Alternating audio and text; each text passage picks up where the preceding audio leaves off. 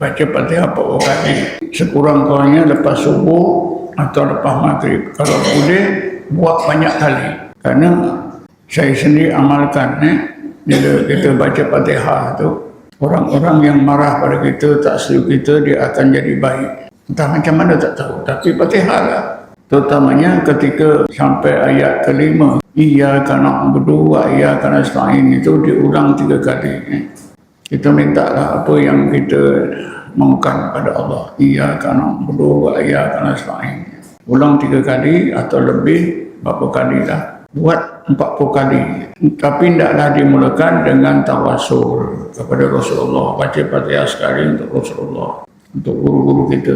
Itu lebih baik.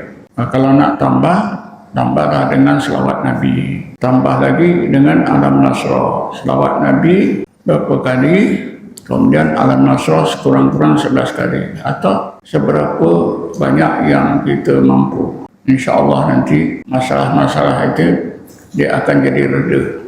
Kan saya dah banyak cerita tentang Fatihah ni.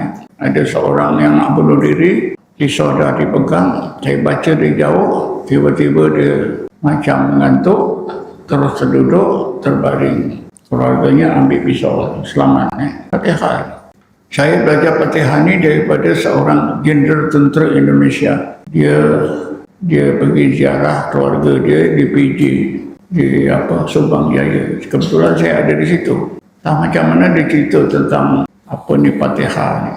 Dia kata ketika dia jaga satu kamp tentera, jadi komandan tu, seorang tentera mengamuk dengan parah. Ramai yang ditetak, yang luka, yang mati pun ada. Dia dah panik, cuma dia ingat Fatihah. Dia bacalah Fatihah. Dia baca Fatihah, dia tiupkan dia jauh ke arah orang yang tentera yang mengamuk ni, tuan-tuan. Tiba-tiba tentera itu macam dia lembik, terus terduduk, terus sebaring. Itu dia cerita. Jadi saya dengar tu. Dia kata saya nak amal lah. Boleh je.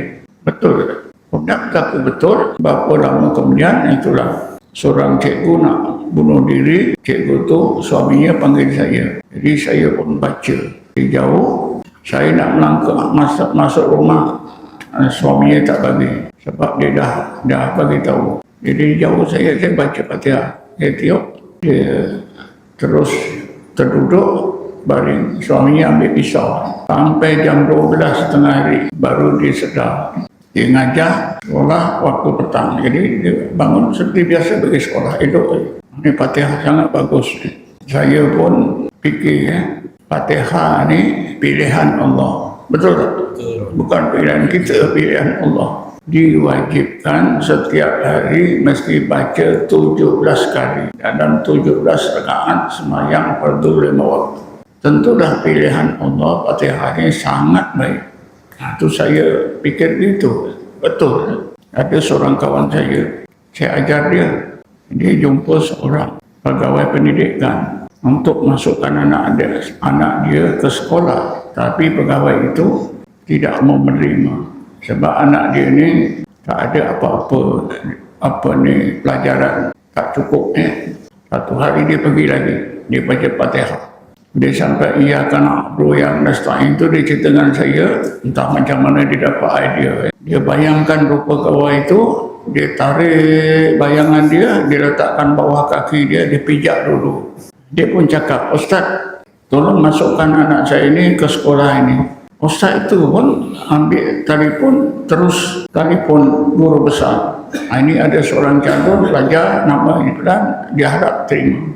Ini betul-betul. Kawan sini cerita betul. Baca Fatihah sambil bayangkan rupa orang itu, tarik rupa dia, taruh bawah kaki, pijak kepada dia. Macam mana dia ada hadiah itu Tapi bahasa betul, ikut cakap dia. Apa yang dimaksudkan? Fatihah itu pilihan Allah. Pilihan Allah itu terbaik. Tapi kita terhijab. Fatihah ini dah satu sangat. Kita tak ingat Rasulullah. Afdalul a'mal adwamuha. Sebaik amalan itu yang kekal. Kita pula yang kekal buruk. Cuba pegang kata Rasulullah. Afdalul a'mal adwamuha wa in qalla. Walaupun sikit. Kan saya ajar kalau doa, apa-apa doa, kalau kita dah tak tahu baca doa kunut dia. Orang berubat ni tuan-tuan keluarganya kadang-kadang dah bawa buku nak belajar dengan saya doa-doa. Saya tak payah guna buku, awak dah hafal doa apa? Doa kunut. Satu lagi doa tahiyat. Assalamualaikum ayyuhan nabiyyu wa rahmatullahi wa barakatuh. Assalamualaikum wa ala ibadillahi sholihin. Itu diulang dia, sihat badan. Tapi orang susah saya. Betul tak? Padahal itulah yang saya gunakan bila pesakit sudah dirawat. Ya.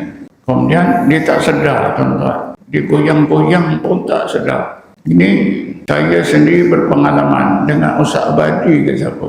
Ada seorang cikgu, dia sakit, datang ke rumah saya. Masa itu saya tak ada lagi pusat rawatan, minta obat. Saya ubatkanlah tuan-tuan daripada agak saya lepas duhur sampai asar tak sedar cikgu ni. Lepas maghrib pun tak sedar. Pukul 11 pun tak sedar. Sampai jam kira 1-2 malam. Keluarganya pun dah risau, saya sendiri lagi risau. Akhirnya saya ada idea ambil uduk sembahyang taubat main hajat. Habis saja sembahyang hajat tuan-tuan, tiba-tiba saya tercakap. Kenapa tak dibacakan selawat Nabi? Sambil duduk tu, pesakit tu jauh. Saya pun baca pelan-pelan. Assalamualaikum ayyuhan nabiyyu wa rahmatullahi wa barakatuh. Assalamualaikum wa ala ibadillahi sholihin. Asyhadu an la ilaha illallah wa asyhadu anna Muhammadar Rasulullah. Allahumma shalli wa sallim wa barik ala Muhammad wa ala ali Muhammad. Saya ulang 3 kali. Sambil duduk tu tuan-tuan, saya panggil. Assalamualaikum cikgu. Waalaikumsalam. Terus duduk. Terperanjat saya. Padahal dia rentis air curah. Itu curah ini. Digoyang-goyang badan, kaki, tangan. Tak sedar. Tapi bila saya bagi salam itu 3 kali, apa selawat Nabi Assalamualaikum tadi saya baca 3 kali.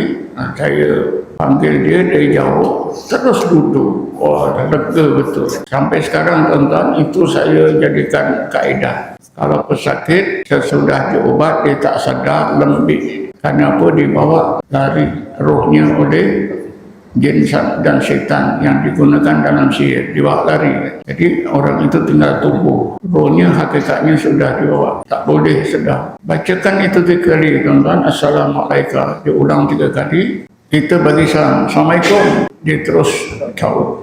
Memang magic ni. Sebab itu doa-doa yang biasa kita amalkan, itulah kita gunakan lebih baik.